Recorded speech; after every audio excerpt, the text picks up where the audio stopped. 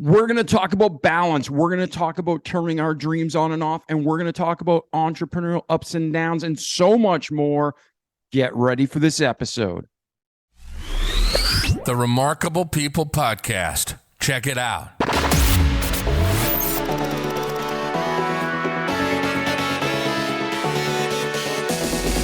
The Remarkable People Podcast. Listen, do, repeat for life.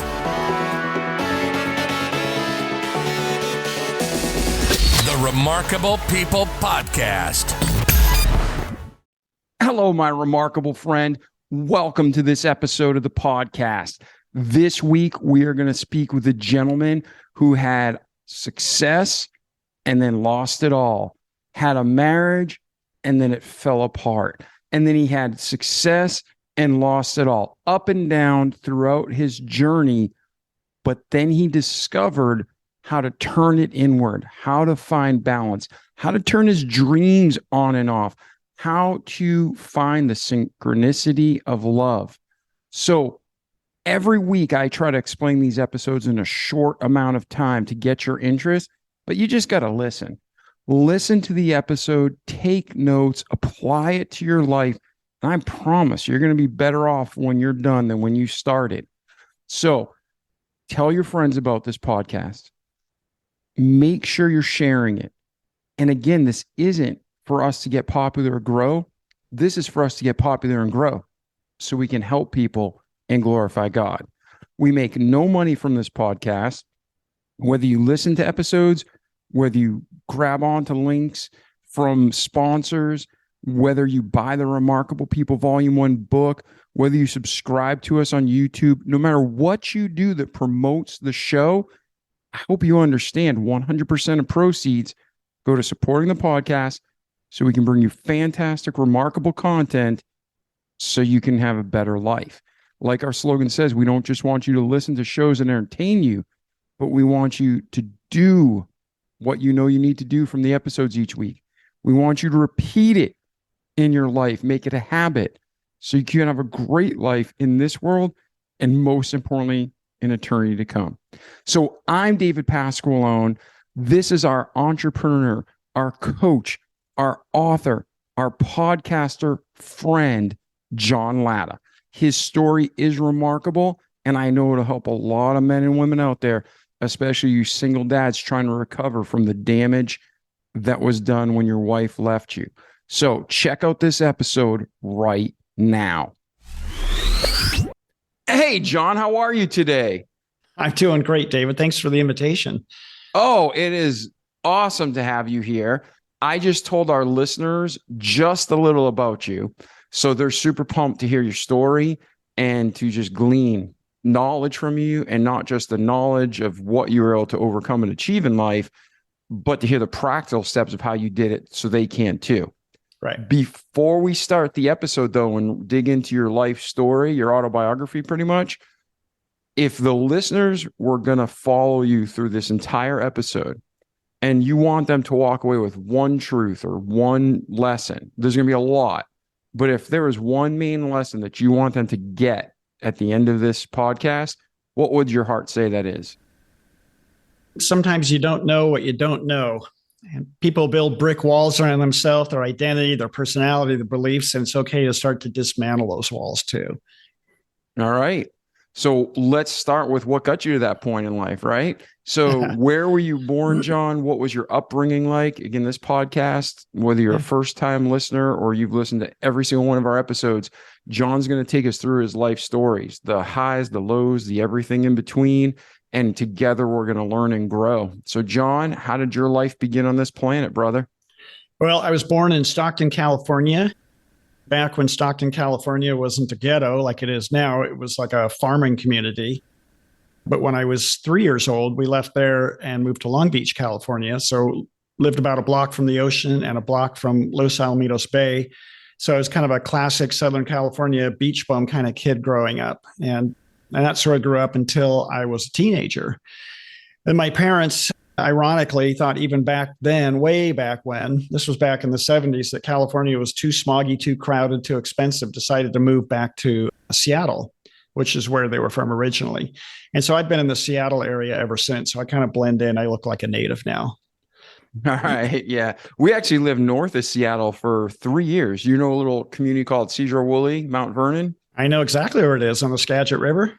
Yeah. I literally bought an old 100-year farmhouse right by the Skagit River. All right. And within a week of buying it, we got robbed. So totally uncharacteristic of that area of the country. But it was crazy. So you grew up in that beautiful part of the world. Yeah. And I'm cracking up because if you lived right by the Skagit River long enough, it was probably just a matter of time before you got flooded once in a while too, right? So we were only there for that short period of time, the 3 years, and we lucked out. We didn't hit a flood. Yeah. It can be just crazy there sometimes. Yeah. So I live in the beautiful Pacific Northwest, which I love. I kind of have a body that runs hot all the time anyway. So I kind of like the cool gray weather. And I don't much like it when it gets above 80s and 90s. And so we don't have to deal with that too much. And then when I moved up here from California, I took up all the outdoorsy kind of stuff that people can do up here. I took up skiing and fly fishing and backpacking, mountain biking, and I try to do almost all of those even today. But I really fell in love with, we live by the beach and the ocean's really cool. It's really cool. But when you go to the beach every single day of your life, it's kind of nice to go to a different part of the world. And it was a whole different environment here, and really fell in love with the outdoors up here.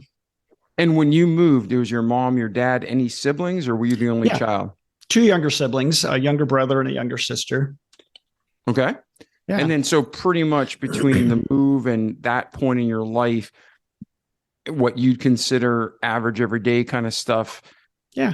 Nothing remarkable that shaped. I mean, everything shapes who you are, but nothing significant that's going to come up later in the story. Well, yeah, there were two significant things. And one was my father lost everything overnight, poof. And which is another reason we ended up moving back to Seattle. And I was young at the time. I was probably 13, 14 years old. And I could see the effect that had on him. He was a proud ex-Marine engineer, researcher, and his company went out of business overnight. All the money disappeared. And boy, his ego took a big stab. And little did I know I was going to have my chance to live that out later in life too. And the second thing that was probably very formative that I still remember like crazy. So we were part-time Catholics. And by that, I mean, we'd go to church for a while and then stop going for a while. There were some years that we would go only on Christmas or only on Easter. So we were part-time Catholics. But one day we're walking to church. And again, I'm probably 13 years old, roughly. And in the Catholic church tradition, a woman has to cover her head before she enters church. My mother didn't have her head covered. And I told my mom, said, look, Mom, you're not covering your head. It's a sin to go on without covering your head. And she goes, oh, the church, they changed the rules. They decided it's okay for women to come in without their heads covered. And I was flabbergasted. As a little kid growing up, I kind of thought, well, the Bible's the playbook, and this is what we go by. Those are the rules. And it never occurred to me that men were making the rules and that the rules could be changed over time. And it kind of threw me in such of a tizzy that literally for probably the next 30 years, I avoided church, I avoided religion, and I avoided spirituality for like 30 years because I just thought, well, if it's all just make-believe and people can make up whatever they want it to be, then I'm just not interested in it. I didn't know it at the time, but that was going to be a very formative point in my life. Yeah, and that's a good truth that people can kind of will just stop briefly on. It's God never changes. The Bible never changes. Truth never changes. Yeah. But man changes things, and that's why the world's so screwed up. So John, I'm sure, is going to go into this more, but take note, God's not imperfect. It's us as men and women on this planet that screw things up. And you can't change the Bible. Whoever does, they're going to have to face God someday, and they're in deep trouble. Oh, I totally hear you. But grab 100 random people off the street and tell them what the Bible passages mean to them. And then you really find out why mankind is so screwed up. There's so many levels of understanding, levels of consciousness, whatever you want to call it. It sometimes blows my mind that we get along at all, because it's actually really true that we very much uniquely see things in our own way.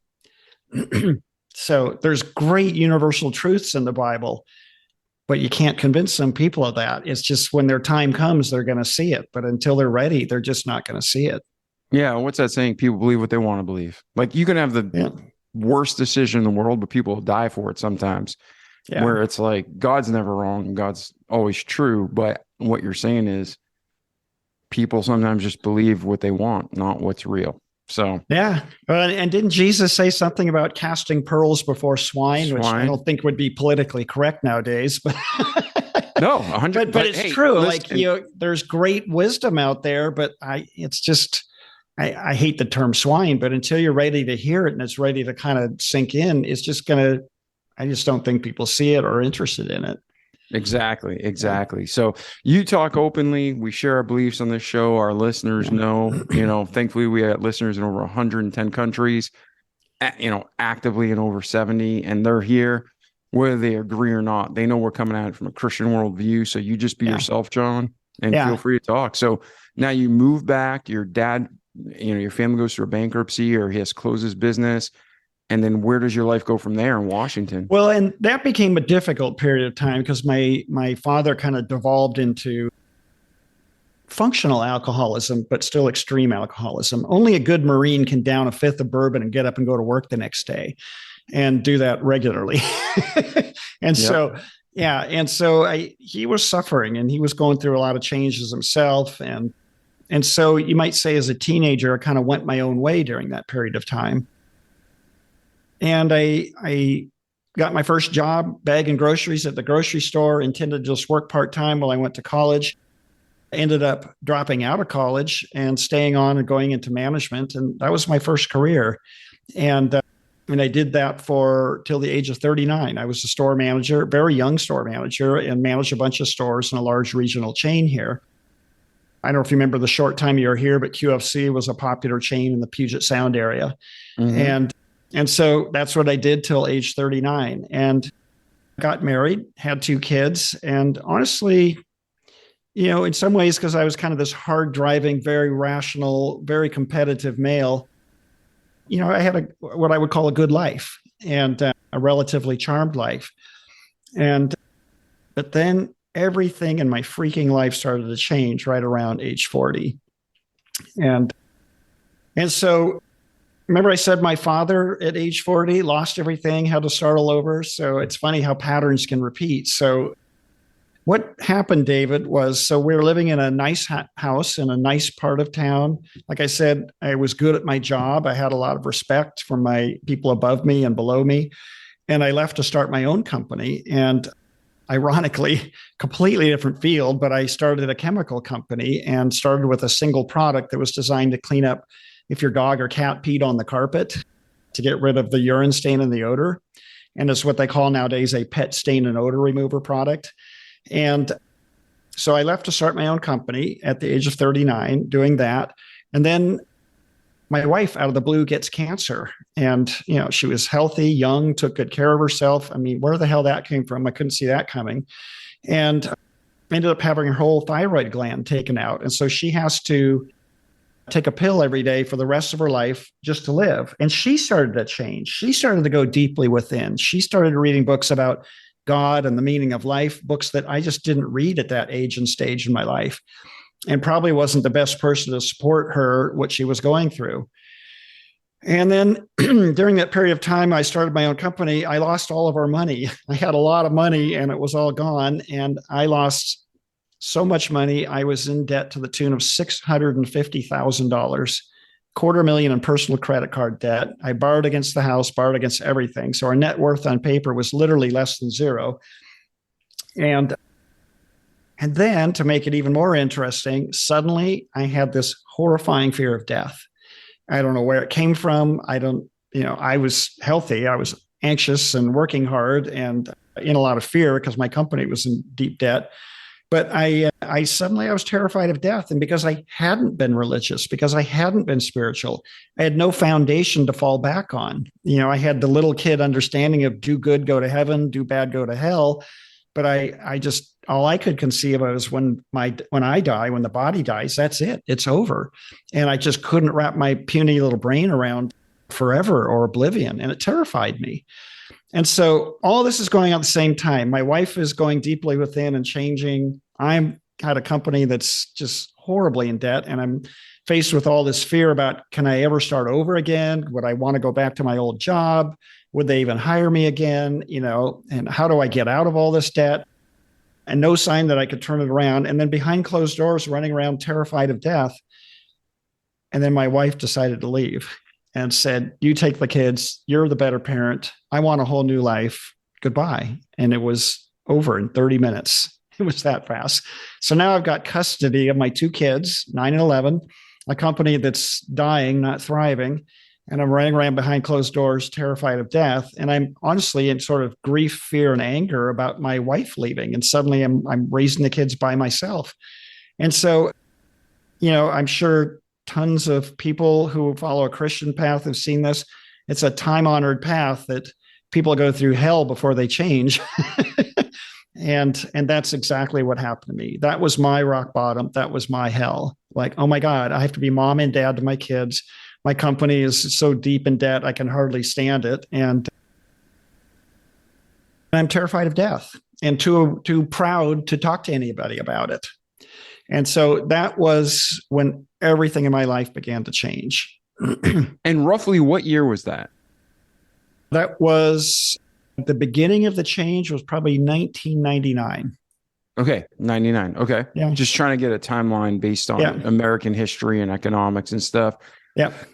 So once your business, you're struggling, was that something that your ex-wife, like, was it just money? Did she have a midlife crisis herself? Was there any pre-discussion, or did she just pick up and pop smoke? It was her own, this happens to a lot of people when they get cancer or some kind of life-threatening disease, especially at a young age. There can be a real,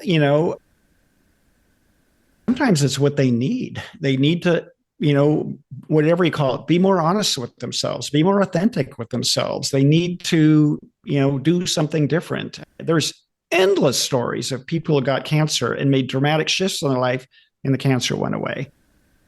And so, no, I think she just kind of spent a lot of time kind of reevaluating herself and her life and what she wanted in the face of, it's kind of a weird thing to think, I have to take a pill every day for the rest of my life or I die. And the insurance companies don't let you have more than 30 days worth at a time. And so a lot of those things were just kind of preying in her. And she just decided, I want a whole new life. I don't want to be a mom anymore. I want to start over. And it's not unusual when people have life-threatening diseases or horrible car accidents and things like that for them to come out of it and say, I'm starting over. I'm going to do something completely different. And I admit it, I didn't see it coming. No, and that's a terrible thing. I mean, I myself went through a situation where, I have an ex-wife now, but back then my wife, she just derailed and she wanted a different life. And I fought for the marriage for 6 years. Yeah. All it did was cause more problems. I should have just been like, okay, you want to go. That's what the Bible says. So there's only, one reason for divorce is adultery. And I was still trying to fight for it, but man, it's painful. So now your business is struggling. You're a single dad. Yep. And this makes a difference. You have boy, girl, both? One of each. Yeah, a me boy too. And a girl. And how old were they roughly at this time? 9 and 11. Yeah. So I don't know about you, but I'm thinking about, wow, they need a mom. And, what happens when my daughter gets her period? And how do I do her hair? And my son, how do I explain this? These are thoughts that go through our head, right? Yeah. And so now this is all hitting you at once. Your wife pops smoke, she takes off, and you're by yourself. Where does life go from there, John? Well, initially it went to just massive fear and anxiety. So I was always a skinny, athletic guy anyway, but I lost 15 pounds. So I was 5'11" and got down to about 140 pounds, which is pretty skinny. And I was just worrying my weight away. I just every day, like between my kids and my business. And so simple things, I didn't fight for 6 years to try and get my wife to come back, save the marriage, but I did fight for about a year. And that, like you, it did not help at all. If anything, it just made it worse. But and again, I want to clarify for listeners. John has his story. I have mine. Yeah. I think you should fight for your family. Yeah. But there comes to a point, like in my situation, and maybe John's, where you're fighting a losing battle. And Yeah. if God's going to provide a miracle, he doesn't need you to keep getting depressed and keep getting exploited and keep abusing you and the kids. It's just, there's a time to move on. If you want to stay celibate and hope she comes back or he comes back, great. But don't keep letting yourself be abused in the fire. I was way too stupid, and it caused major issues. So man. I was just waiting for that miracle, and it never came. But God still, he allowed it for a reason. He didn't cause it. Yeah. So now your kids are there. You're recovering. You're seeing this all unfold for the year. What happens? Well, so here's what happened. So I signed up for counseling one-on-one and tried to get my wife/ex-wife to come see me. Went 3 times together. That didn't work. The therapist could tell it was clearly not going to work. And because my wife had already made up her mind. And then my therapist said, "You're too smart for me. I'm going to put you in a group." So I got into a group. I'd never been in group therapy before. And in a short period of time, weirdly, I was pretty much the only guy in a group of like 10 women and 2 women therapists. And it was really difficult for me, David. Like, it was so difficult. And there were things that they were trying to teach me to do that I didn't know how to do, like how to ask for help. Seems like so simple for some people, but I was kind of a go it alone, do it myself, rugged individualist kind of guy. And so I didn't know it at the time. And I don't know if you ever saw Steve Jobs' commencement speech when students at Stanford were graduating, but he said sometimes things are going on in our life that make no sense, but later in retrospect, they make perfect sense. And so what also happened was a church down at the bottom of our hill had a really good divorce recovery program. And I was shocked. I signed up for it because I'd heard it was really good. I signed up for it. It was only like 5 minutes from the house. And I think there was like 150 people there. It was crazy.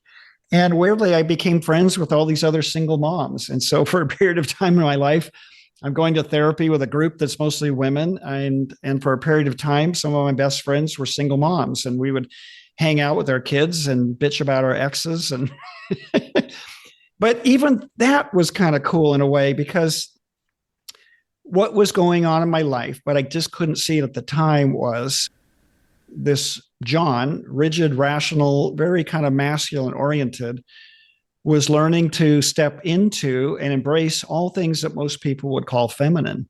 And so list all the usual masculine attributes and then list all the various feminine attributes. And you might say, in a way, I quite literally was learning to be both mother and father to my kids. And I look back with enormous gratitude on that period of time, even though the learning curve was really difficult and really steep for me. And then, dive in here a little further. So the book I wrote, called The Synchronicity of Love, begins at that period of time. It began right about the time that my wife left and all the difficulty I was going through.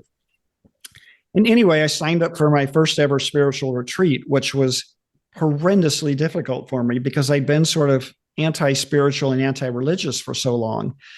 But the guy leading it seemed safe to me. He was a very eminent physician in Southern California turned spiritual teacher, and he just taught heart-centered meditation over and over again, just coming back to the heart center. And really, if you might sum it up, he taught unconditional love. That's all he taught. And Michael Crichton, who was one of my favorite authors at the time and written a bunch of best-selling novels, typically sci-fi kind of stuff, and a bunch of movies and TV shows.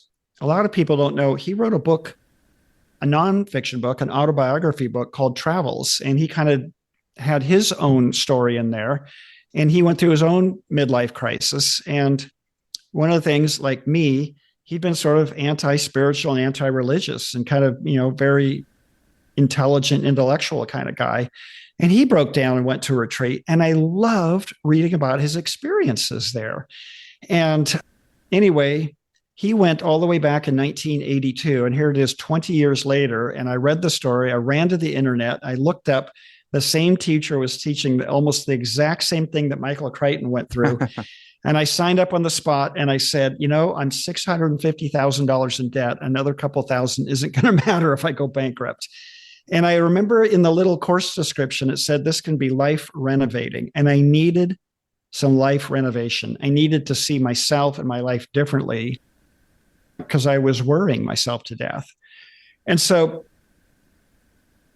what I would call the synchronicities in my life that in a lot of ways have not ever ended since then began the minute I signed up for it. I signed up at the last minute. I had to hop a plane from Seattle to Southern California because the retreat was in the mountains in Southern California. And the woman next to me is reading the retreat leader's book. And I count 180 people on the plane. The only two people going to this retreat are me and her. And we're checking each other out. Well, you look okay. Well, you look okay too. Okay, well, maybe this is going to be okay. And so everything in my life started to change from that day forward. Now, while you were in this state and you were traveling, did you have family in the Seattle area to watch your kids? And because that's a big deal, especially where you just lost your spouse. You want to know your kids are safe and they need to be as someone who is safe so they don't feel abandonment. How did you set that up for the listeners to take this step?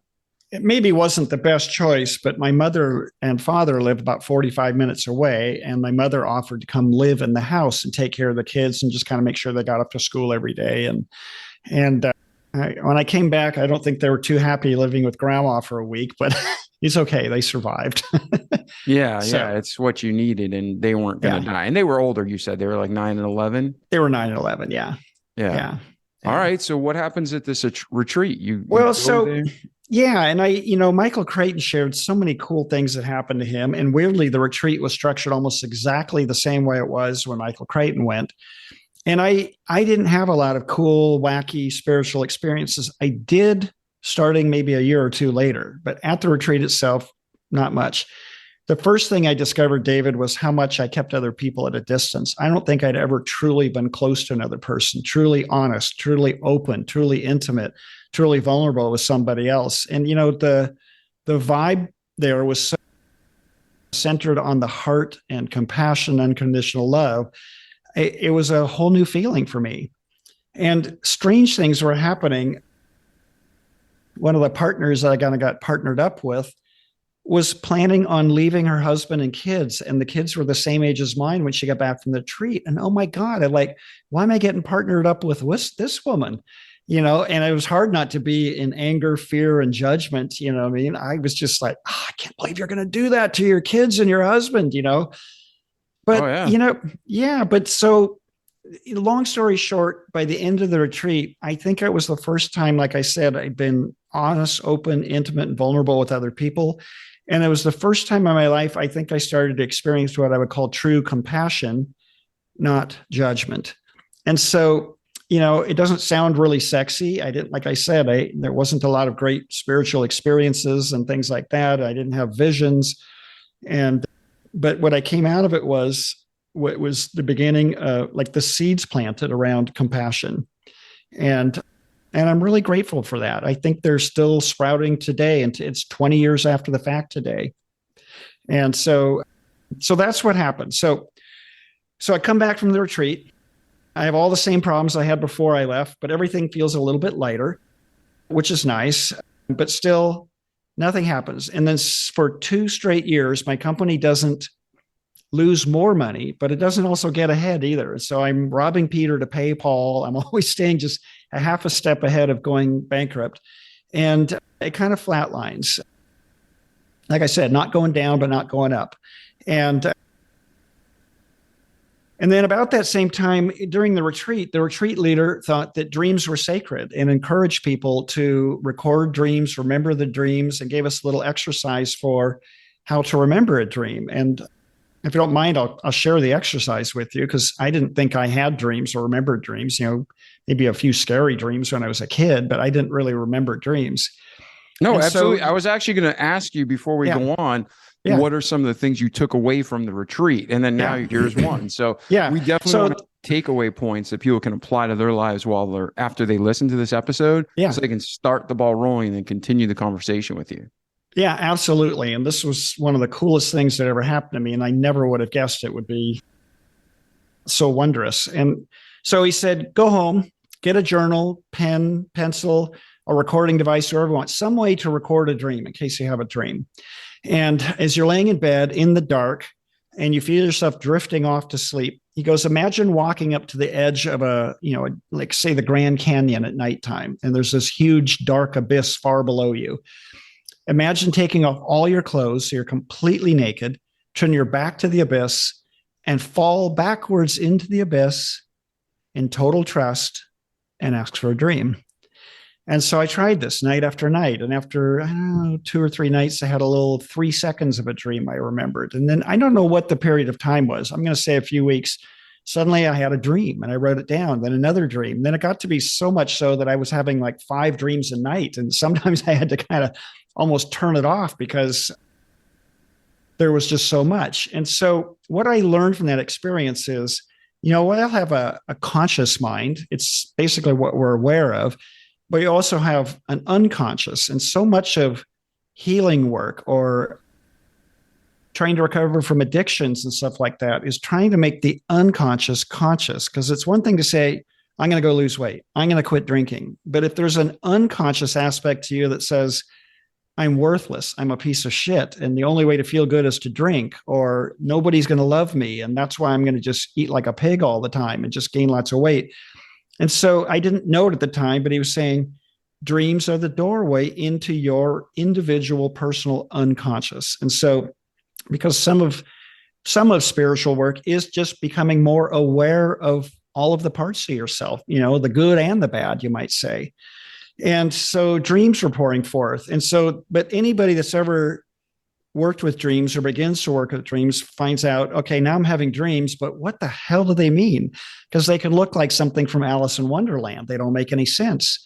And so I would say for the next year or 2, I spent that time what I would call learning the language of dreams. There are things that are unique to your dreams that you have to kind of decipher what it's trying to say. But there's also universal symbols in dreams. The cross can appear in all sorts of cultures, in dreams all around the world, because it's a universal symbol. And so dreams have to be realize it's a language of symbols that's speaking to you. And the best way to work with a dream is with your intuition, not your logic. And if you're very kind of left brain, linear logic, kind of masculine orientation, dreams can seem like a convoluted mess. But if you apply what I would call a feeling state or intuition, or kind of like, oh, I get the feeling from this dream, I get what's trying to tell me, it's much easier. And this was a whole learning curve for me. I didn't know about intuition. And so it was a whole learning curve. And again, it doesn't sound very sexy, but it was about to become really, really important, because 2 years after that retreat and working with dreams for a couple of years, I had a full on what some traditions call Kundalini awakening. And I think Christians would call movement of the Holy Spirit. And it was deep and profound and full of visions and all sorts of energetic changes taking place in my body, completely out of my volitional control. It all began in a hotel room in Philadelphia, of all places. And so everything started to change massively in my life after that point. So let me do this. Let's back up just a little bit. Okay. Talking about dreams and talking about, there's some people that never dream. There's some people that always dream. There's some people that have nightmares, which is, a negative dream. But let's start going back to the people who can't dream. Right. What are a couple tips to help them start this process, especially if they are that black and white left brain? Yeah, well, the thing is, I always say, in whatever Christian terminology or religious terminology, I always say ask. And if it's ask Jesus or ask God, to me, it's the same thing. Just ask. I want to start remembering my dreams and be clear. I think one of the most powerful qualities on the spiritual journey is sincerity. So begin by asking. And that exercise I talked about, it's like I'm going to fall backwards into the abyss in total trust and ask for a dream. And one of the things you'll find in working with dreams is, we all wear masks to some degree out in the world. We all have a persona, and we all have parts of ourselves we want the world to see and parts we don't want to see. But you start paying attention to your dreams, and you find out dreams will speak to you with unvarnished honesty. And it's why a lot of people avoid dream work, because they very carefully sweep certain parts of themselves that they're vaguely aware of under the rug. And so, but there's beauty and power in dreams too. And sometimes, it isn't all difficult, dark, deep, negative stuff too. I remember meeting a woman once who I nicknamed her Dark Side because she was into witchy kind of stuff, crystals all over her fingers, and seemed kind of obsessed with power. But she would have this dream over and over and over again of walking by this full length stand up mirror. And when she walked by and looked at herself in the mirror, she was this angel all in white, beautiful. And she kept saying, nah, that's not me. And so everything comes spilling forth in dreams. What I saw the most beautiful, beatific, I think is the word, and the most difficult and dark stuff. And so I think the beginning is just asking over and over and being intentional, putting a recording device, putting a pen and paper by the bed, and ask over and over again, ask. Now, David, one thing I've learned after all these years, and I've done a lot of dream work now for 20 years, some people just aren't as visual as others. Some people get information. You're probably familiar. Everybody gets information through their five senses. But beyond that, there's four other senses, so to speak. And so one way to get information is through visions. Some people will have waking visions, visions in dreams, visions while prayer and meditation, visions in church. They get information that way. Some people get literally what I would call the voice of God or other beings speaking to them. And so when I say a dream, most people think of like a movie, but a dream to me is so multifaceted that it can come in the form of a voice or voices. It can come in a sense of what I would call knowing with a capital K, where I would liken it to sort of like a computer download, like boom, you just know. You don't know how you know, you just know. And then the other is kind of a feeling or kinesthetic sense. It's a real thing out there, especially with entrepreneurs in the world. They don't always trust their intellect, they trust their gut. Their gut tells them. And so when I'm talking about dreams, what I'm talking about are ways to get other information besides just your five senses. And that's really what I'm talking about here. I wrote a chapter in my book called The Spectrum of Dreams. And after working with dreams for 20 years now, dreams are so multifaceted and I just love them. I mean, to my experience of it is like an angel or a wise old soul feeds me information. And usually it comes through visions. Sometimes it comes through voices. Those are probably the two most common for me. And let me ask you. Yeah. Oh, go ahead. Sorry about that. There's a delay. No, go ahead. Oh, no, I was going to say, so this is super intriguing to me. And some people, based on their worldview, they hear dreams, they shut it off. Some people hear dreams like, oh, I want more, and they get obsessed with it. Yeah. I believe everything God made, there's truth to everything, but we have to have balance. In the Bible, there were godly men and women who had dreams and they shared them and it was from God. Yeah. Then the people who were liars, they got stoned to death and they deserved it, right? Yeah. So I'm not against dreams, but I do want to make sure we have the right biblical balance. But I always wondered this. You made a great statement. You said sometimes people get too much into it and they have too many dreams. They just need to learn to shut it off. Yep. Let's park there. How do you shut off dreams? Because my mind goes, and I very rarely, I don't even know if I can remember a handful in 46 years of my life where I had like really happy dreams. It's always stressful nightmares based on reality. It's not like alien clowns are abducting me. It's like real life situations that have happened or that I can see could happen very easily.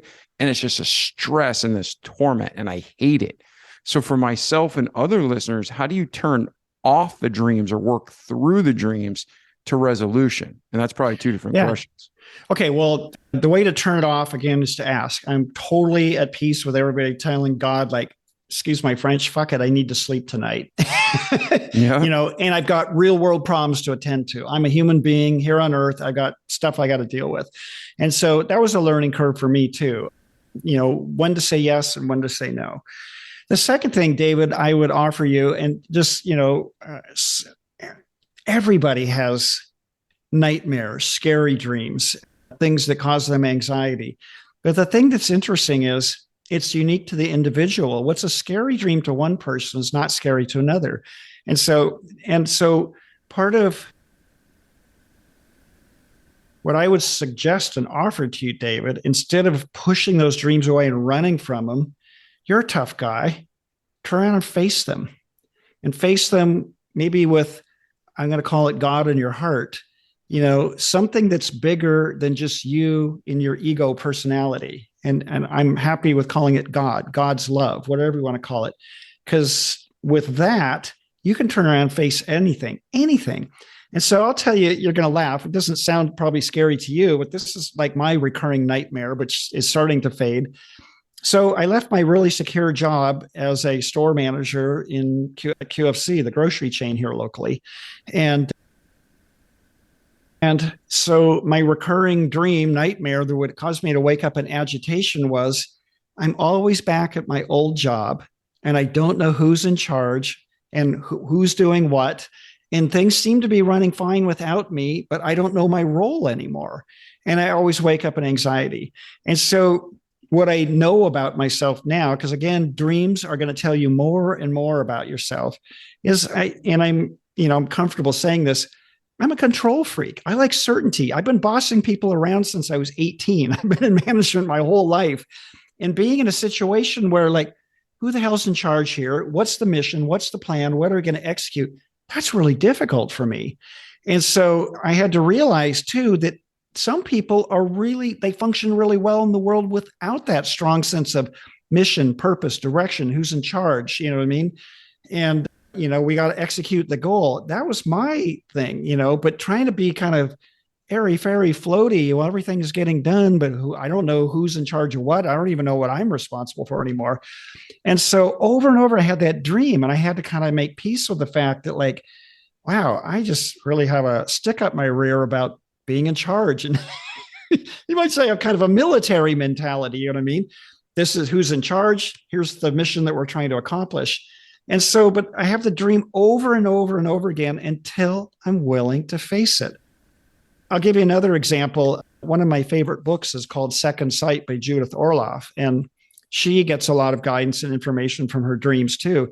And she told the great story. So she was a medical doctor, a psychiatrist, and she started a business practice with somebody else, a partner, a guy. And it quickly started going off the rails, but she was not courageous enough to confront him about all the things that she was angry about. She would be seething behind closed doors. She wouldn't turn around and just talk to the guy.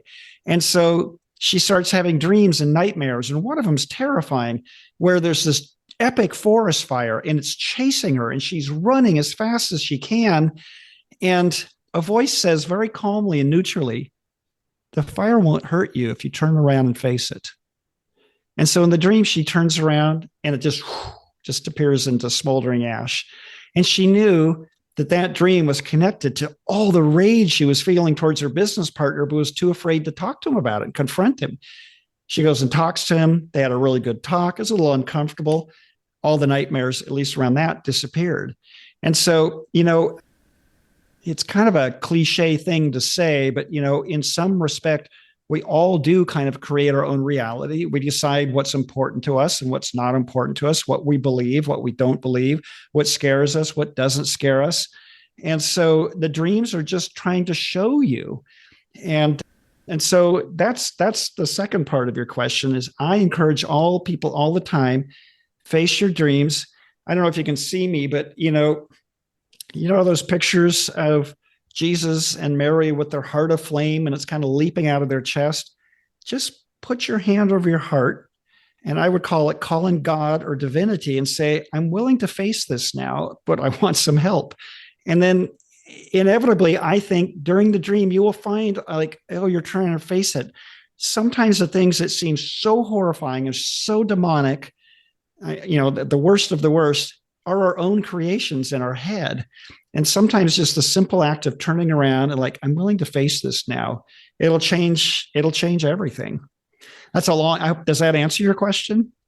No, it definitely is a great answer. Yeah. And I'm just trying to for myself, for the listeners, you talked about falling backwards into the abyss to start turning them on.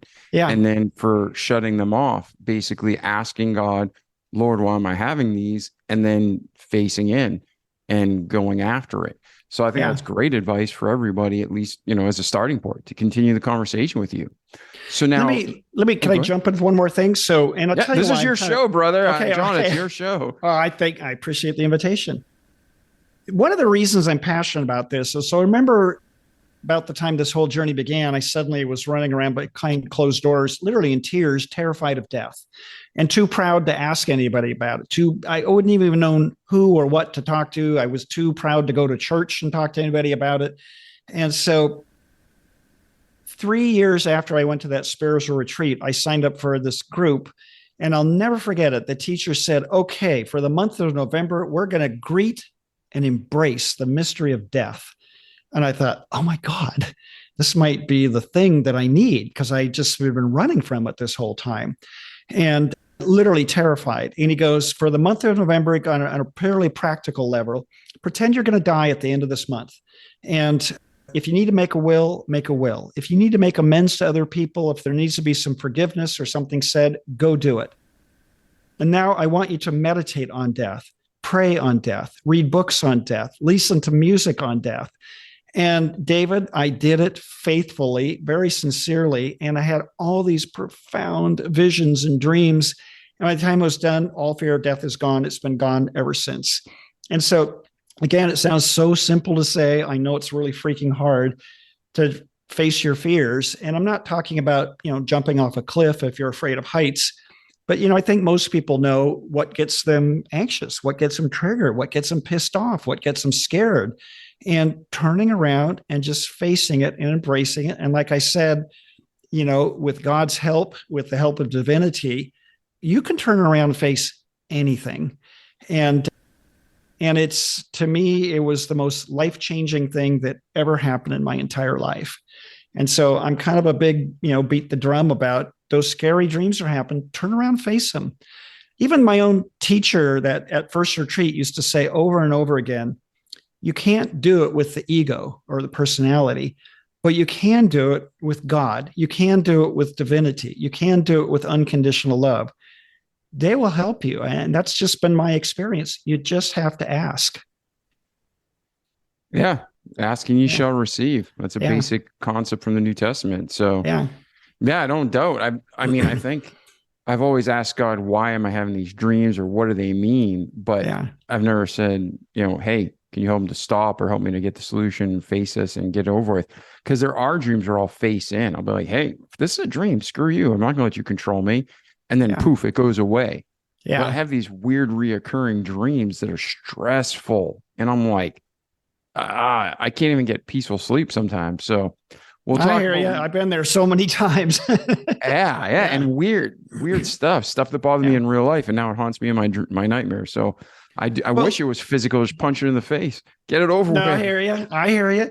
So one of the things I understand, since dreams have been part of my path, and I share in my book, in fact, I'll tell you in a minute, I had a phase too where I had profound dreams with Jesus in them, even though I didn't consider myself a Christian in the sense that I went to church all the time, but I had profound, what felt like guidance from Jesus over and over and over again. And it wasn't like I was seeking it. It just showed up. And so one of the things I understand about dream work, and there's some interesting books on the subject, and it's been my experience. If you wade through the difficult stuff, which is usually, it's your own difficult stuff. Somebody else might have other difficult stuff. It's the things that trip you up. If you wade through it fearlessly, and like I said, with God's help, you move through that difficult stuff. And on the other side of that is what I would call divinity. You'll literally, it's been my experience, wise guides, Jesus, angels will communicate with you. Some people call them ascended masters. There's all this great source of unbelievable love and unbelievable wisdom that's behind, excuse my French, your shit and the turmoil that everybody has some degree of that they're dealing with. And some have even said, and behind all that is God. infinity, unity, what all the words people would use to describe what would it like to be in union with God. And so everybody's path is different. And so, but I encourage people just try and face the stuff you're struggling with. And I think if you, just a suggestion, David, you got all these crazy nightmares over and over again, you might try just asking, what is this? Because again, dreams very rarely are going to speak to you literally, like, hey, this goes back to something that happened when you were 5 years old with your mom and dad or something like that. It's not usually that literal. I don't know why. I wish it was that simple, but it's usually some kind of symbolic message, and it's telling you over and over again. And I'm telling you, brother, you turn around, face it, you ask for help to face it, they will soothe and they will likely disappear. I can't tell you if that's going to take a day or years, but it can happen. Yeah, and I don't disagree with that. And we'll get back to your story. I have one more question on this topic, sure, and then we'll shelf it and then move on. Not that I want to. It's just saying, like, I just want to make sure we have your story. Yeah. And then we wrap everything together. Yeah. But where's the boundary and balance that you found? Because our mind is so powerful. Yeah. And even the greatest scientists understand so little of it. Mm-hmm. And whether you're a Christian, someone who believes and follows and trusts in Christ, or whether you're like, I don't believe there's a God, there's still a conscious and a subconscious, and there's still that area that we don't fully understand as humans. Right. So when you're meditating, and meditating can be not like weird, but like praying and just being peaceful and at one with God. Jesus himself meditated. So if you're a Christian listening to this, Jesus himself meditated. Go read the Bible. It's in there. So when we're meditating, when we're thinking and pondering and going to these places, how do we know what is, like, there's times I clearly for sure know God spoke to me 100%. Yeah. Yep. But there's other times where it's like, wait a second. And is my mind just making this crap up like a science fiction story? Or is this really happening? Like when you're in that meditative state or the dream state, how do you know what's just a weird, because like if I saw a fire truck before bed and then I thought about some problem at work and then I saw a yellow duck, and sometimes your mind just from the multitude of business of the day, boom, puts it together in a weird dream or nightmare. So where are those lines and boundaries where this is something really God's trying to communicate to me, and this is just a bunch of clutter from my brain from before I went to bed and ate a bad hamburger? I don't know, David. Okay. That's the honest, goddamn, excuse my French, gall-darn answer. But I think after 20 years of sorting through it, you start to, I don't have an easy answer. If Jesus appeared to you or angels in white showed up and gave you something, it'd be like, okay, this is the good stuff. This just isn't my mind. That's a good point. Yeah. When you hear people say they saw an angel, everybody sees Gabriel and he always says the same thing. It's like, you are this person. No, like they all can't begin the same story. Like, so it's like, there's people who I think have real experiences, and I think there's people who make stuff up, but it's just like, how do you know the difference or find the balance? I didn't know if you had an answer to that. I don't. I don't know if you ever read or heard of the book series Conversations with God. And C.S. Lewis, or no, it's Neil Donald Walsh was his name, and he wrote a book called Conversations with God, I think. And his story was he had hit rock bottom. I think he'd lost everything, was living in a tent out at the edge of town, and really frustrated because he was intelligent and he was capable of functioning in the world, but everything kind of went wrong. And if I remember the story, they made a movie about it too. He grabbed a legal pad and just started scribbling out all his, like, I'm going to have it out with God. And you might say, rah, rah, rah, rah, rah, rah. He's just bitching and complaining and, all this stuff. And then it was like some other voice would come through and just calmly answer the question. And then, oh God, well, why do you do this? And why do you do that? And how come there? And it calmly answer the question. And so the best way I can describe it is a fairly useful way to sort between what I would call your mind-made stuff and what I would call the deeper wisdom. The deeper wisdom usually comes from a very neutral, loving place. And it's sort of like, David, we honor you. You are divine too, and you have this human life. And the gift of a human life is free will. And being human isn't always easy, but we're here and we love you without judgment, and we support you without judgment. And we're here if you want help. And if you want to go by yourself, that's fine too. And so I think that's been my experience. And just other people have said the same thing. When it comes from a cool, loving, non-judgmental place, that's probably something you want to pay attention to. When it comes with a lot of fear, anger, judgment, that's what some people call the ego or the lower self. And yet I admit it's really hard to sift through those messages. So I want to share a dream I had, and that, a friend of mine who I know works with a lot of dreams used to say 85% of dreams are crap, but the other 15%, oh my God, pay attention to them. And so I'll give you an example of a dream I had where everybody will probably understand, like, oh, well, this was an important dream. So I used to love to fly fish. And in the dream, I'm fishing in the Yakima River over in eastern Washington. It feels like September. And it's, the sun's going down. It's just beautiful, sort of, as the sun's going down, the shadows are falling. And I'm fishing, and I suddenly kind of start having all these angry thoughts in my head, like stupid people on Facebook and fake news. And oh my God, it's hard to know what to believe. And I'm angry, even though I'm waist deep fishing. I'm just angry. And I feel this light touch on my shoulder, and there's Jesus right there with me. And he doesn't say words. He just says, come on, we're going to go for a walk.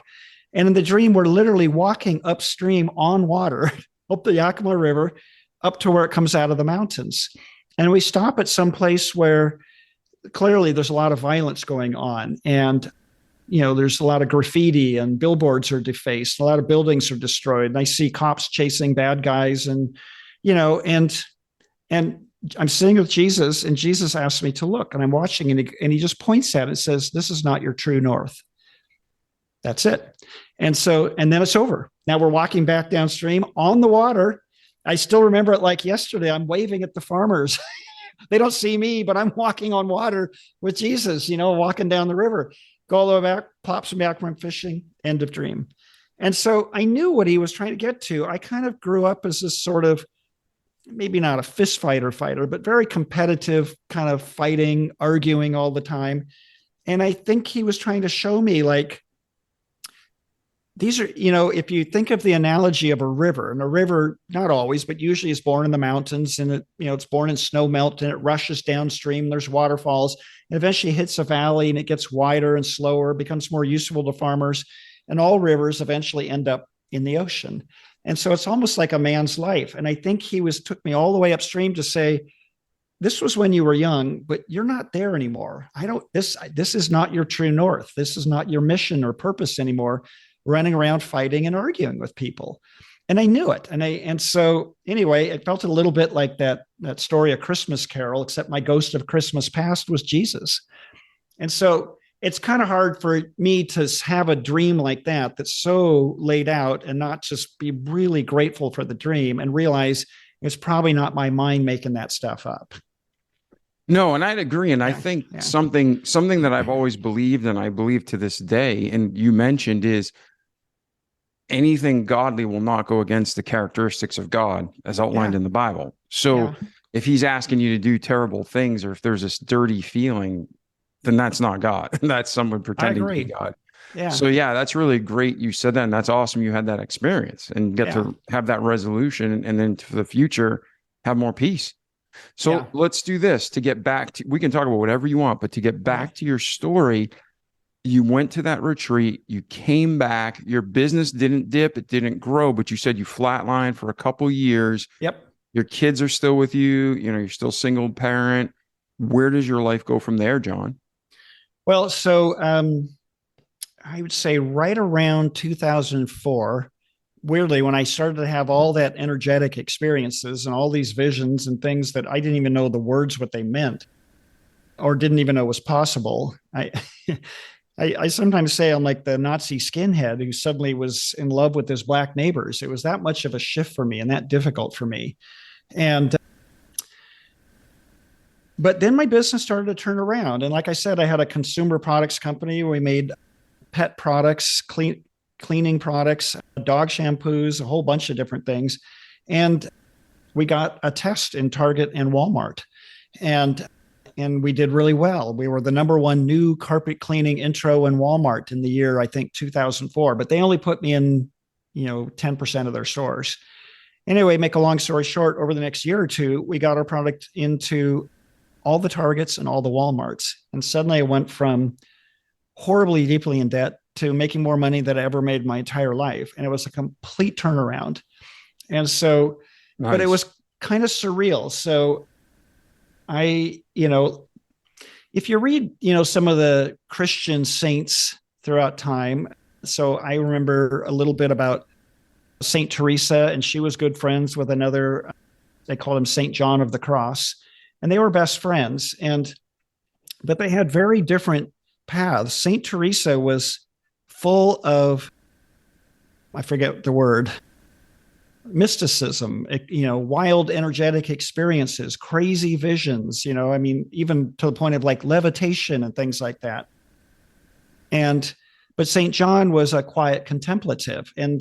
But they both had enormous respect for each other because they both ended up in the same place together. And so I guess you could say for a period of time, I was going down the path of what I would call the mystic, because all this stuff was coming to me unasked for. I didn't even know what it was. I was trying to find out what was happening to me. But at the same time, I'm running this business that's suddenly turning around. I still got custody of my two kids. My biggest fear during all that time was that all of these spiritual visions and experiences were going to make it so I couldn't coach my kids' ball teams anymore. I wasn't going to be able to function as a businessman. But it never happened. It always seemed to take me right to the brink. And then sometimes all of the fireworks would disappear for a day or two, and I'd catch up on sleep, and then here they come again. And so it was a complete turnaround in my life. All of a sudden, company's on fire, making lots of money, everybody's happy. And John, like I said, didn't really know it at the time. But again, everything that most people would attribute it to a feminine quality, you might say, was being asked to be integrated by me. So even something as simple as intuition is generally considered to be a feminine quality, as opposed to sort of linear thought or logical thought or rational thought. So I had the logical down pat. I mean, having been a businessman, been in business, been in management, had a few too many years where I hung out at the racetrack gambling on the races when I was young. And so I had a really good math mind, but it was a whole different world to interact with people in the world through intuition. And so, a lot of people don't know Sir Richard Branson, who is England's most successful entrepreneur and a billionaire. He was horribly dyslexic and never got past, I think, 8th or 9th grade in school. But his intuition was so highly honed. He goes, I knew when I went to hire somebody, I knew within 30 seconds if that was the perfect person or not. I didn't have to read their resume and know their background, do background check or anything. I just knew. And he trusted that intuition. And that's a real thing that some people through the world by. And it certainly worked for him. Yeah, he's done all right. Virgin Yeah, Mobile, Virgin cell phones. One of my buddies actually, he's done pretty well himself, not to the Richard Branson level, but they both have islands like within 3 miles of each other. Yeah. So yeah, the guy's done well. He's done pretty well. Yeah. So yeah, and I do want to throw this out there where everything I believe is balance. Everything is balance. A false balance is abomination to the Lord. So our society today is telling men to be effeminate. That's not what you're saying. You're saying to have a balance on the masculine and the feminine traits. Yeah. But you're not telling men to be women or women to be men. You're saying to have a balance. And there's nothing wrong with that. But when it comes to our world, if you go too far left or too far right, both of them are crazy. So I don't care if you're a liberal or ultra conservative, you're out of balance. Yeah. So what John's saying, take within balance and normal boundaries of reality. So that's good information, David, my friend. my whole book is 344 pages. It's 119 short stories. They're all true stories. That little story I told about meeting Jesus and him kind of giving me little course corrections in there. And my grand conclusion, it's not super intellectual or super sexy. It's, it's just a balance. And I hate the term masculine and feminine because people automatically tie it in with men and women. And it's not the same thing. Personally, I think that book, Men Are From Mars and Women Are From Venus, is total crap because there are women that are from Mars and men who are from Venus. Yeah, I actually just talked to a couple that were freshly married, and they're having huge trouble because their traits are reversed. Yeah. And they're like, what do we do? And I'm like, well, let's work through this. Well, and I totally agree. And so I'll use a very simple thing that I had to learn, and I'm honestly still learning, David. We tend to think of speaking and doing as masculine and sort of listening or receiving as feminine. But, you can think of many times in just even the typical course of a day where this is a situation where I just need to listen. Like that person just wants to be heard and acknowledged. I don't have to freaking do anything for them. I don't have to fix their life. I don't have to do anything. I just listen. Well, to me, that's a feminine trait because I had another way to describe masculine and feminine is electric, which is kind of like an outgoing energy, and magnetic, where you just attract things to yourself. And so that's the trouble is people kind of get them confused. Male, female, man should act like this, a woman should act like this. Well, I agree there's some of that, but that's not really what I'm talking about. What I'm really talking about is becoming more whole and more resourceful in every situation. I've seen the reverse is true. You've probably met people who are just damn good listeners, but don't have the slightest clue how to speak up for themselves. And speaking up for yourself, having a strong sense of self, a strong will, being assertive, that's a masculine quality. Well, it's okay for women to develop that too. And so I think it's about wholeness and having these qualities available to you no matter what situation you're in. And instead of being so one-sided, like you said, so out of balance, that you're only comfortable in some situations, but in others, you're completely lost. And so, I think, and like I said, I'm happy that it could be in reverse too, kind of the masculine qualities we might think of as like assertiveness, taking action. I think everybody should learn those qualities. It doesn't have to be only men or males that do that. Yeah, 100%. And when people say they're a Christian, that means to be Christ-like.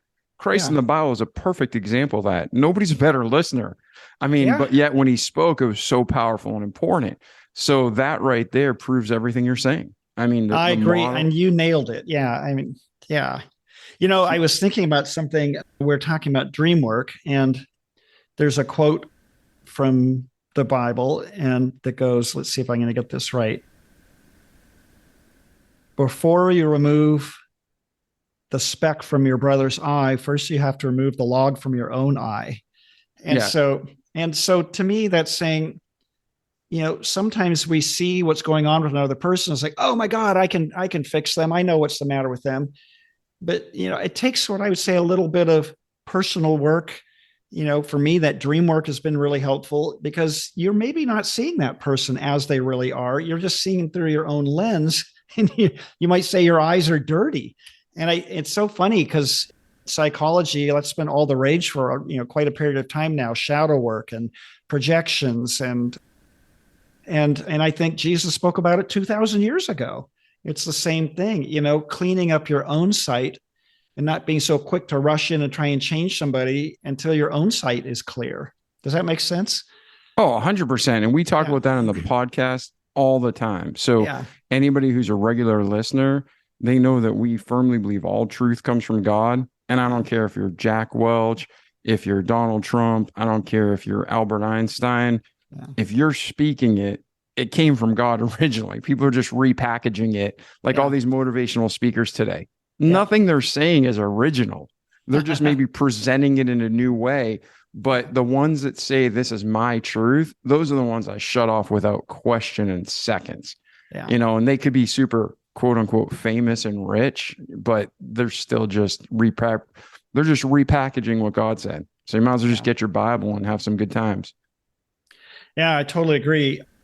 Something else I want to jump in, David, and talk to you about that's been kind of an interesting part of my journey. And I don't know if you're familiar with Byrne. And so Lorna grew up Irish Catholic but has been seeing and communicating with angels since earliest childhood. Every single day, she sees and communicates with angels. And there's a whole spectrum of angels. I could probably spend hours talking about all the different kinds of angels and what they do. But anyway, this is her reality. And she accepts the fact that most people don't see and interact with angels every day like she does.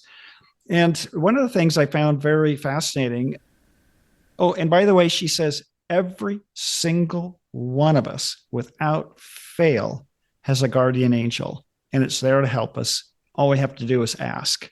It might take a while to figure out how to communicate with that guardian angel, but they're there and they're there to help. And she sees them every single day. She sees them whispering in people's ears, tapping, and people they just don't know. And I think it takes a little bit of inner stillness to actually kind of hear that communication. But the thing I found really fascinating was angels would reveal things to her slowly over time. And there really is sort of like on the one hand, we all have free will, and I honor and acknowledge that. But on the other hand, behind that is sort of a divine plan that the angels are trying to help execute out there. And so things would be revealed to her when it was time.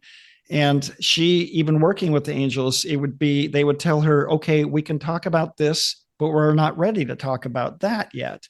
And so I think there's a whole process afoot of mankind becoming aware of things, aware of who they are, aware of a divine plan, but it's just being revealed to us slowly, because it's almost sort of like a maxim out there with just people and mankind. If we have too much change too quickly, people freak out and want to put some kind of thug in as a leader to make them feel safe. And the reverse is true. If we've clamped down on society too much and don't allow people to grow and change and evolve and be creative, people start to freak out because it's like they're in chains. And so there's your balance, your pendulum again. I think politically, economically, we're always kind of seeking that balance between new creative expression, new things being revealed, and at the same time, a sense of what feels like order and control, because people generally feel safe that way. Oh, yeah. And I am not an expert in any way, shape, and form. And I do not know all the answers, but I do believe there's a real God. There's definitely real angels. Yeah. Demons are fallen angels on this earth. The only difference is the choice they made, who they're going to follow. Yeah. God, our creator, or Satan, the liar. And I do believe that different people have different gifts and abilities. Yeah. And that's just like out of my realm of understanding. So what you said makes sense. And to know that there's, the Bible talks about how there's principalities and powers and things we never see, but it's all happening around us constantly. Yeah. And that's kind of like some of what you were talking about. So I do not disbelieve it. I just don't know enough to properly, I don't ever want to be, what's the word? I don't ever want to blaspheme God, say something that's not true. So with all that's just going on and you're learning all this and your company's booming, you still have that personal healing journey. It's not easy having a spouse that leaves you and readjusting. Where does your life go from there? Well, I meet somebody and I am getting married, and she has 2 children, 2 young girls. And so who were probably 4 and 6 at the time, and the short time I got married. And so now I had a blended family of 6, and a whole bunch of wild, crazy spiritual experiences. It's crazy. But at the same time, like, business was going so good, I could hardly believe it. And so again, I went through a period of time where life was really awesome for a while, like on all levels, really awesome. And then if you remember, we had a big recession in 2008, probably began in 2007, but probably hit absolute rock bottom at the beginning of 2009. And I had a product that I considered to be, or a product's what I would call recession resistant. I don't think any product is recession proof. But when the recession started hitting, I I, well, actually, let me back up a little bit, David. This gets even a little weirder. So I had four different people over 6 months period of time tell me about this old Russian woman who was 96 years old and said was a living oracle. And four different people suggested that I go meet with her. Now, I'd never had a reading before, a psychic reading, an intuitive reading. I never sat with an old Russian woman before. So this was all new territory for me. And so, but after the fourth person said it, I said, well, this almost feels like a sign. I think I'm going to go find this woman, look her up. And I found her. Her name was Bella Karish. And I heard people say if there is such a thing, that she's a living oracle. And so she was in Southern California. I flew down to the Burbank airport, met with her, sat in this room. And here's this woman, just frail as can be, 96 years old. Her hands as soft as like just little velvet, puffy, little pillowy hands.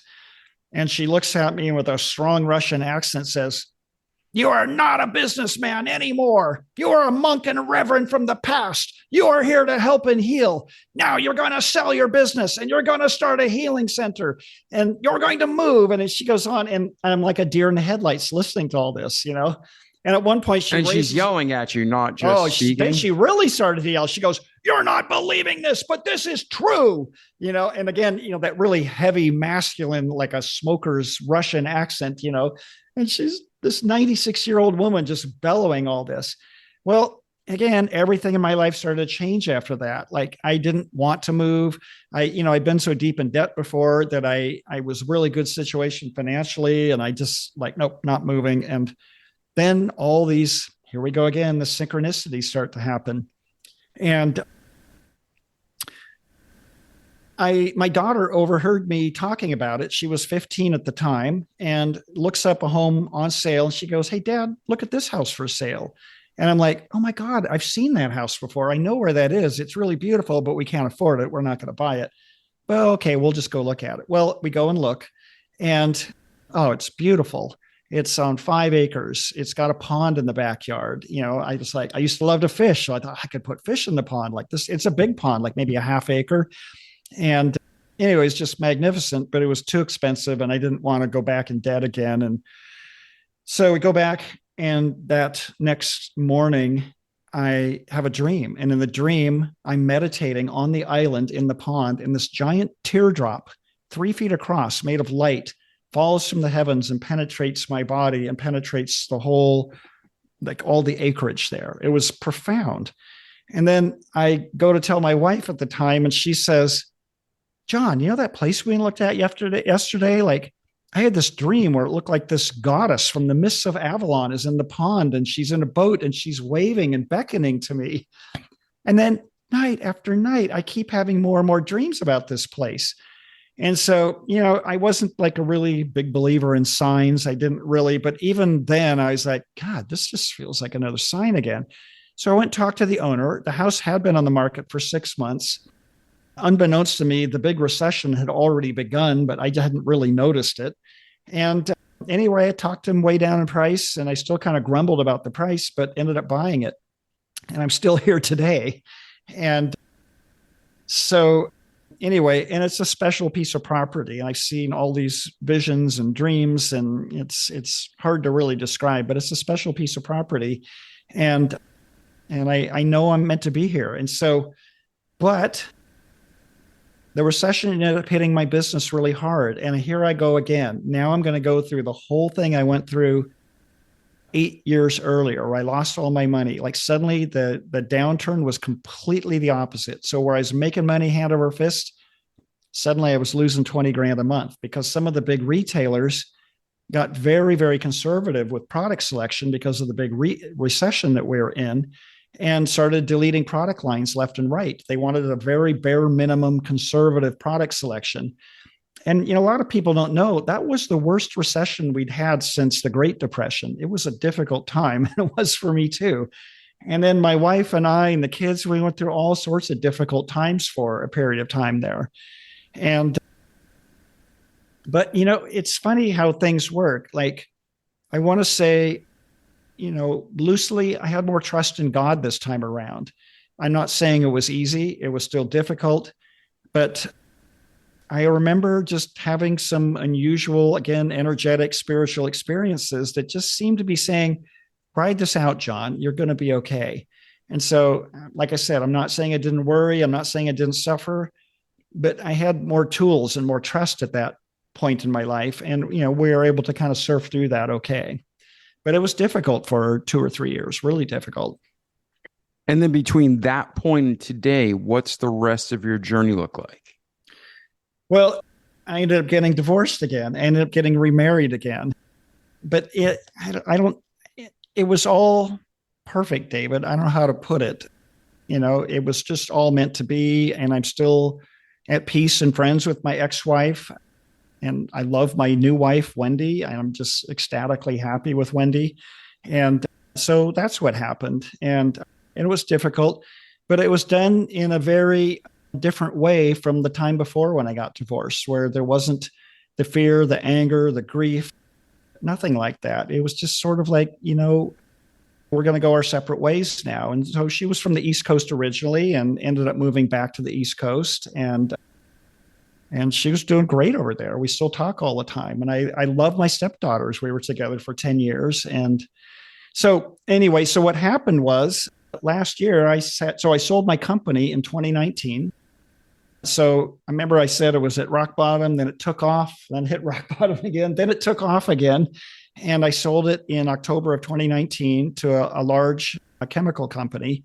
And extremely grateful I sold it when I did, because 3 months later is when COVID hit. And the new buyer of the company said the last 2 or 3 years has been the most difficult of their entire 65 years of being in business, just because of mostly supply chain issues.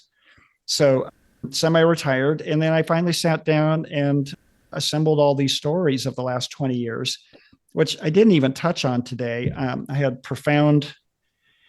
didn't even talk about how dreams can heal. I had profound dreams of healing. I had 6 years of chronic neck pain. Because of a series of dreams, the neck pain went away. I had strange experiences of throwing my back out, and dreams trying to teach me a different way to deal with throwing my back out that I'd never thought about. David, I had to fly all the way from Seattle to Jacksonville, Florida and back with a connection in Dallas. And I threw my back out the day before. And I was very upset about that, because all I could think of was like, oh my God, a bad back and sitting in an uncomfortable airline seat, for 8 hours each way, 2 days in a row. This is going to be hell. And I suddenly noticed this voice inside me humming the tune, Don't Worry, Be Happy. And I could feel the song being aimed at my lower back.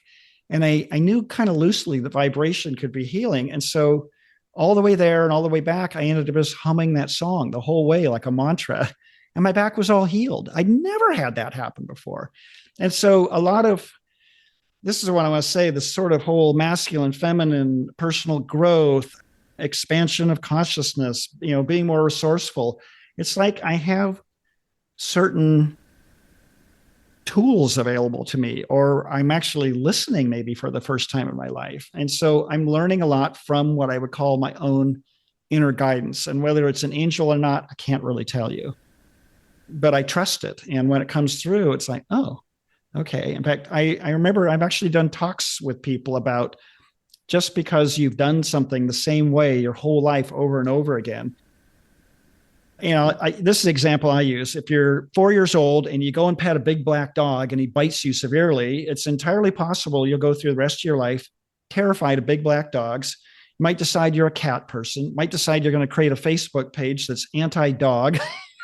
It's crazy how experiences can be formative, especially when we're young, and, where you could be terrified of dogs for the rest of your life. And you might have just caught that dog on a bad day. Maybe on any other day, that dog would have been a friendly dog. But later in life, I think we can stop and say, whoa, wait a minute here. Other people have dogs and they love their dogs. Maybe I'm going a little too far here being anti-dog.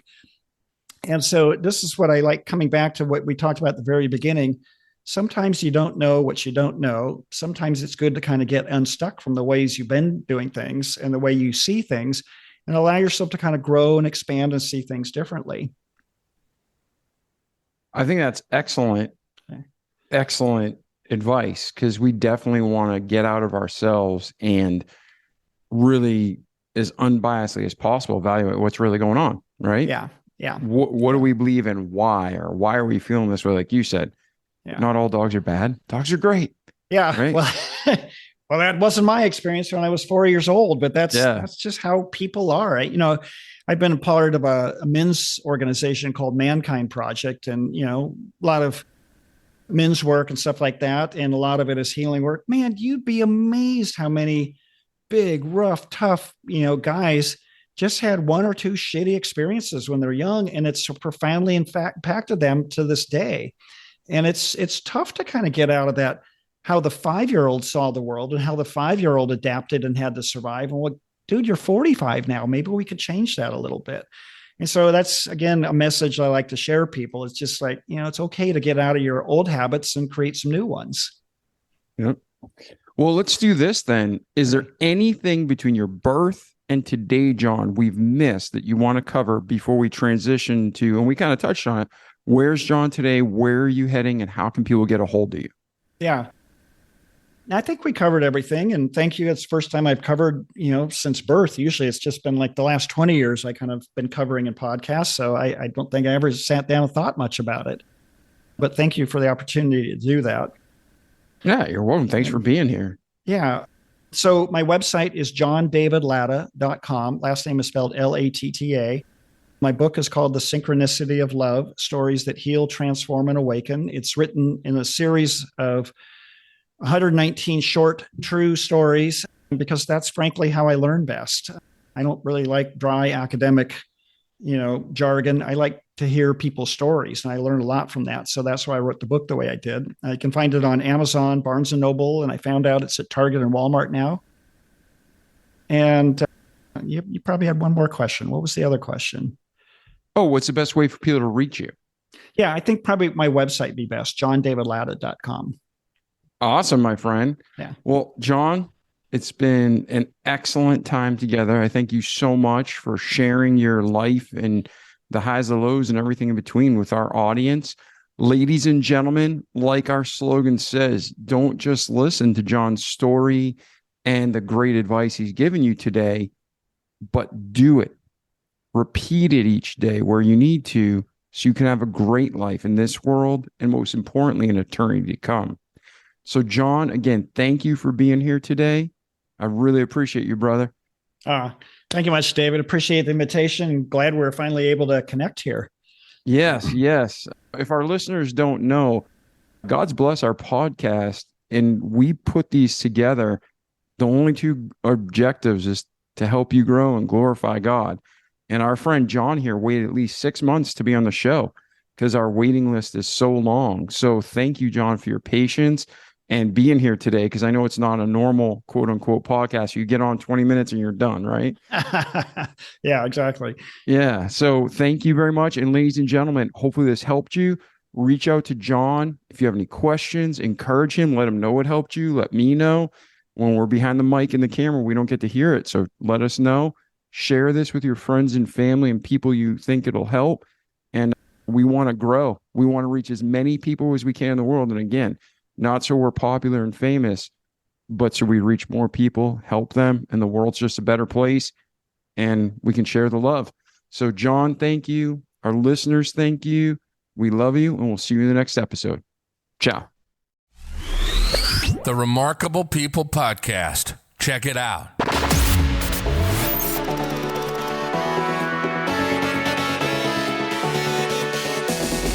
The Remarkable People Podcast. Listen, do, repeat.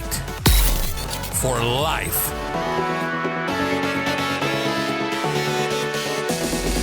The Remarkable People Podcast.